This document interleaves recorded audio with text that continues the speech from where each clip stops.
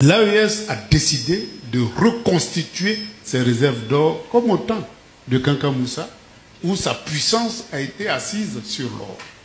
Quand ils auront atteint cette possibilité, eh bien, ils pourront faire le deuxième pas, c'est-à-dire créer leur propre monnaie, pour que cette monnaie-là ait la capacité de financer leur économie sans risque, puisqu'il y a l'or qui garantit un peu cette monnaie-là. Donc voilà un peu la stratégie qu'ils sont en train de mettre en place. Donc ils ont révisé tous les accords de concession sur l'or et ils deviennent majoritaires sur leur or. Et donc dans ces conditions, ils marchent vraiment à pas sûrs vers leur développement, en ayant leur propre monnaie, où ils peuvent décider dans quel secteur ils vont investir et à quel taux, et décider de la convertibilité de leur monnaie. Et c'est comme ça qu'ils peuvent asseoir une économie industrialisée. Et ils ont même commencé à l'industrie de substitution et aussi l'industrie de transformation de leurs propres matières premières en produits finis. Donc ils sont en marche vers la souveraineté économique. Et ils sont unis. Ils ont maintenant mis en commun leurs forces de défense et de sécurité. Et pour monter en puissance et se doter d'usines de production de moyens de défense, ils ont signé un accord stratégique avec la plus grande puissance nucléaire du monde, qui est la Russie, qui a démontré son efficacité en matière de défense et de sécurité, et qui, sans réserve, les assiste à développer leur industrie militaire, pour que demain, ils ne dépendent plus de personne. Donc l'aide qui permet de se passer de l'aide, c'est ce que nous voulons.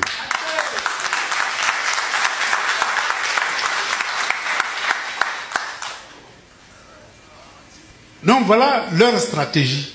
Et je crois que ce laboratoire-là va nous permettre progressivement de tirer toutes les leçons pour que l'Afrique de l'Ouest passe de la CEDEAO à une véritable confédération des États de l'Afrique de l'Ouest. Et c'est comme ça que toutes ces forces-là vont être confédérées pour asseoir des systèmes multilatéraux qui puissent permettre de s'émanciper sur le plan monétaire, sur le plan économique et sur le plan financier. Et donc, comme la CEDEAO même a reconnu que nous devons passer de la CEDEAO des États à la CEDEAO des peuples, eh bien la voie est ouverte pour donner une nouvelle configuration à l'architecture de gouvernance de l'Afrique de l'Ouest. Et nous devons réfléchir quant au modèle de gouvernance que nous voulons, qui tranche avec les héritages des gouverneurs qui ont été transformés en président de la République, et éviter la concentration des pouvoirs et passer de la concentration des pouvoirs au partage des pouvoirs. Et donc cette expérience-là doit nous nourrir. Il y a évidemment d'autres expériences qui peuvent nous servir. Quand on prend la Chine a développé l'alliance des pays d'Asie du Sud-Est avec le Vietnam, le Cambodge, enfin tous les pays voisins, et a créé les tigres d'Asie. Tout simplement parce qu'eux, ils ont décidé que le capital doit se déplacer vers ces pays-là pour les industrialiser. Et donc, en ayant une telle politique, eh bien, ils investissent dans ces pays-là pour élever leur capacité de développement industriel. C'est une autre vision. C'est une autre vision et ça a permis de créer les tigres, ça a permis de créer toutes ces économies asiatiques-là qui n'étaient pas plus avancées que nous. Mais ils ont eu des partenaires qui savent partager le capital et qui savent co-développer. Et donc, avec ce co-développement, eh bien, ce n'est pas la Chine seule qui se développe, c'est la Corée, c'est le Vietnam, c'est tous ces pays qui entourent là, qui se développent en même temps que la Chine se développe. Donc c'est ces modèles de coopération-là qu'on doit instaurer entre les pays africains pour qu'on puisse se développer ensemble, pour qu'il y ait liberté de circulation du capital, liberté de circulation des biens et liberté de circulation des personnes. Si nous réussissons à construire ces libertés et que nous avons des mécanismes de financement autonomes, eh bien nous sommes capables demain de bâtir une Afrique unie et prospère. Et donc, voilà un peu ce que je peux dire du franc CFA et des accords coloniaux qui nous maintiennent encore dans le sous-développement. Eh bien, j'ose espérer que tous ceux qui sont là, eh bien, vont donner un peu de leur temps, de leur intelligence et de leur énergie au continent africain pour qu'on puisse accéder à la souveraineté et au panafricanisme. C'est les deux conditions d'émancipation du peuple africain. Pour moi, l'AES constitue un vrai laboratoire. Voilà 3 pays qui veulent se débarrasser des différents accords de coopération et qui ont décidé d'unir leurs forces militaires pour faire face à toutes les menaces djihadistes et les manœuvres impérialistes. Parce que la plus grosse menace, souvent on voit le djihadiste, mais la plus grosse menace, ce n'est pas le djihadisme. C'est l'ancienne puissance coloniale qui ne veut pas perdre ses colonies, parce que perdre les colonies, eh bien, c'est perdre tout un système qui a permis le développement de la mère patrie. Et donc, même les djihadistes en Afrique de l'Ouest, ça a été lorsque la souveraineté de la Libye a été frappée de plein fouet. Si la Libye n'avait pas été frappée de plein fouet, le djihadisme n'aurait pas prospéré. Donc voilà pourquoi nous attribuons au développement du djihadisme aux manœuvres de l'impérialisme dans sa volonté de casser toutes les souverainetés. Dans tous les cas, le djihadisme à travers le monde est né comme ça. En Afghanistan, c'était la présence des Américains qui a engendré le djihadisme. Al-Qaïda n'a que pour mère porteuse les États-Unis d'Amérique. Et donc, nous voyons que le phénomène djihadiste, derrière se cachent toutes les manœuvres d'hégémonie à l'échelle mondiale du système impérialiste, et que ces manœuvres hégémoniques-là ont pour seul objectif de casser toutes les souverainetés qui se manifestent à travers le monde. Que ce soit en Afghanistan, que ce soit en Irak avec Saddam Hussein, que ce soit en Libye, qui a permis à l'Afrique de passer de l'organisation de l'unité africaine, qui était un instrument de lutte pour les indépendances et de lutte contre l'apartheid, à l'Union africaine, qui est un instrument d'émancipation économique, financière et monétaire du continent africain. Ça a été l'œuvre de Kadhafi, qui était prêt à financer toutes les institutions panafricaines pour que l'Afrique soit capable de s'auto-déterminer sur le plan économique, monétaire et sur le plan financier. Il a été liquidé, son pays saccagé, et le djihadisme a commencé à détruire toutes les souverainetés dans la sous-région. Donc pour moi, djihadisme et hégémonie occidentale constituent les deux facettes de la même monnaie. Et donc, lorsque les pays de l'AES décident d'unifier leurs forces et de lutter, eh bien, ils ne luttent pas avec des flèches, parce que pour le moment, ils ne savent pas fabriquer des fusils, puisque malgré tous ces accords de coopération que nous avons signés de 60 jusqu'à aujourd'hui, eh bien, ces accords-là ne prévoient pas d'unités de production de moyens de défense. C'est des unités de consommation des produits fabriqués en métropole. Donc, même les balles, on ne sait pas les fabriquer. Les fusils, on ne sait pas les fabriquer. Même quand des artisans s'évertuent à les fabriquer, on estime que ce n'est pas aux normes et que ce n'est pas vendables sur le marché.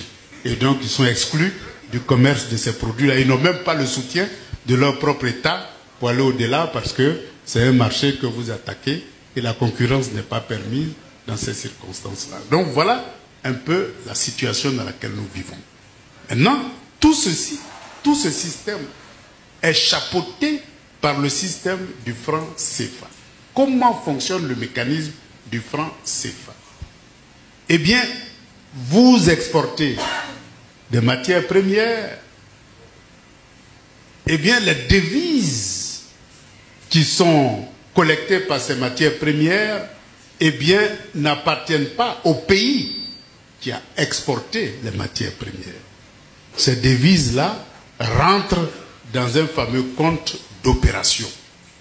Et ce fameux compte d'opération, en Afrique de l'Ouest, ils l'ont supprimé, mais c'est toujours la même chose. Si ce n'est pas dans un compte d'opération, c'est dans une banque occidentale, donc ça ne change rien du tout.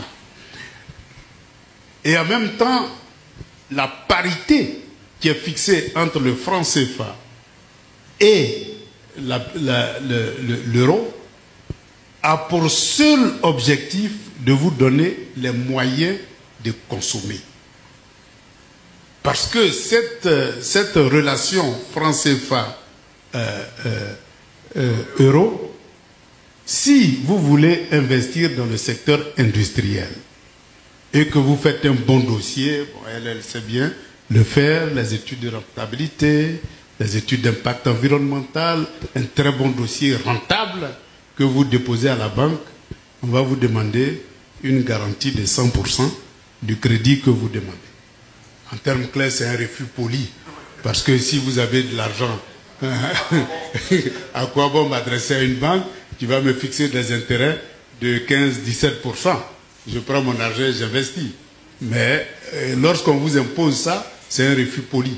Mais le même dossier entre les mains du pays propriétaire de la banque, eh bien ce même dossier-là sera considéré comme bancable et sera financé. Voilà comment on choisit les investisseurs à travers le mécanisme du franc CFA, puisque la politique de crédit est définie par ceux qui sont garants du franc CFA, c'est-à-dire la puissance occidentale. Et donc, même le taux directeur de la Banque centrale est déterminé par celui qui est garant de la monnaie. Et donc, lorsque en Europe, vous avez des taux directeurs de 0%, des crédits de 0,1%, en Afrique, vous ne trouverez jamais ça. Jamais. Le plus bas taux au sein de l'Union économique et monétaire ouest-africaine, ça a été 2,5% lors de la crise de Covid-19. Sinon, c'est toujours au-delà. Et donc, lorsque vous avez un tel système monétaire, eh bien, lorsque vous empruntez, votre emprunt coûte plus cher que l'investisseur extérieur qui vient investir, qui lui emprunte chez lui à 0,1%. Vous ne pouvez pas compétir avec un tel opérateur et donc vous n'êtes pas compétitif lorsque vous mettez des produits sur le marché. Donc vous êtes éliminé. Donc c'est un mécanisme pour non seulement éliminer les investisseurs dans des secteurs lourds comme l'industrie, mais en même temps un mécanisme pour rendre non compétitifs les produits que vous fabriquez, même lorsque vous tentez de les fabriquer chez vous. Et quand bien même eux-mêmes ils tentent de les fabriquer, eh bien ils prennent la précaution d'emprunter chez eux à 0,1% pour venir investir, pour être compétitifs. Mais nous, on ne peut pas être compétitifs parce que si nous n'avons pas accès au crédit chez nous, ce n'est pas chez eux qu'ils vont vous donner des crédits pour venir les concurrencer. Ça, ce n'est pas possible. Même nous-mêmes, qui sommes producteurs de cacao, on ne va pas accepter de prêter à la France pour faire du cacao, pour nous concurrencer. Donc, je veux dire, c'est une simple logique qu'ils se comportent ainsi. C'est pour garder l'avantage concurrentiel. L'autre élément pervers du franc CFA, c'est que comme la parité est fixe et est déterminée par eux, la parité est déterminée de telle sorte que, eh bien, notre pouvoir d'achat soit beaucoup plus élevé et donc notre capacité de consommation soit beaucoup plus élevé. Mais comme le taux de crédit est cher, on préfère consommer que d'investir. Et donc, on achète parce que notre pouvoir d'achat nous permet d'acheter. Évidemment, dans ces conditions, le petit bourgeois, lui, se sent à l'aise parce qu'il a accès à des produits, des luxes qu'il veut, à des prix qu'il juge à sa portée. Mais le petit peuple, lui, il en souffre. Il en souffre parce qu'il estime que les produits importés coûtent très cher. Et c'est ça qui explique aussi la cherté de la vie. Or, quand vous allez dans des pays qui ont leur propre monnaie comme le Ghana, eh bien, vous constatez que les produits là-bas coûtent relativement moins cher que chez nous. Et donc, nous perdons de compétitivité avec les pays anglophones. C'est pour ça que vous constatez que des pays comme le Nigeria et le Ghana ont un embryon de développement industriel beaucoup plus étoffé et réussissent même à mettre en place des politiques de transformation de leurs matières premières en produits finis selon leur volonté politique. Mais nous, on n'a pas cette chance-là parce que lorsque nous nous industrialisons, on ne peut pas compétir avec eux. À plus forte raison, compétir avec les Chinois. Là, il faut qu'on ait notre propre monnaie et qu'on puisse nous-mêmes fixer des taux de parité qui puissent nous permettre d'être compétitifs. Donc voilà les éléments pervers de ce système. Alors, vous êtes à Douala, au Cameroun, et vous souhaiterez mettre votre domicile, votre entreprise entre les mains d'une entreprise de sécurité privée professionnelle disposant des agents de sécurité entraînés. Alors, voici la solution à votre problème. Contactez rapidement la société Sunshine Security Service qui se chargera de mettre à votre disposition du personnel entraîné, formé et professionnel qui se chargera de sécuriser vos biens et personnes 24 heures sur 24. Le lien est dans la barre de description. Les numéros s'affichent à l'écran. Contactez-les et vous aurez rapidement un devis estimatif selon votre site.